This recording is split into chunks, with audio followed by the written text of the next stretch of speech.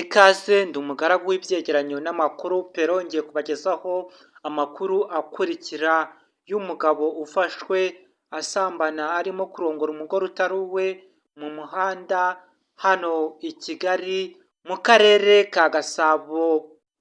Uyu mugabo murabyibonera namwe ku mafoto nk'uko abigaragaza, nyuma y'uko bagiranye irari hagati yabo kwihangana bikanga, ntibajye no gukodesha loji ahubwo bakaza guparika mu nzira, mu muhanda bakaza gukorera ibi bintu by'urukozasoni mu nzira, amaguru bayamanitse mu nzira mu ndebereye imico yadutse. Ibi byo byateye inkeke abantu benshi, aho n'ubuyobozi bwahise bubyinjiramo kandi uwabikoraga nawe ni umuyobozi ukomeye.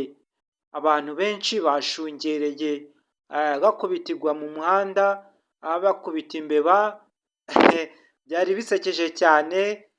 bisekeje cyane aho umugabo w'uyu mugore uri gusambana n'umugabo utari uwe, aho umugabo w'inshuti y'uyu mugore yahise ahamagara umugabo we bwite ati ngwino wirebere ibyo umugore wawe arimo gukora, nawe akaza akahagera. Akihagera byamutunguye cyane, nibwo yahise atangaza ku bitangazamakuru bimwe na bimwe ko bajyaga bamubwira ko umugore we ari indaya amuca inyuma, akanga kuza kubyemera, ariko abyemeye abibonye imbonankubone.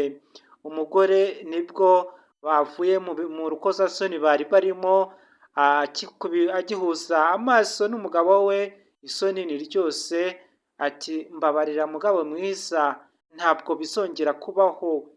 Umugabo yamurebye aramwitegereza abura icyo amubwira, aramureka gusa n'ikiniga mu maso, ati umugore nishakiye unkwereye ibi, kora subscribe, like, comment.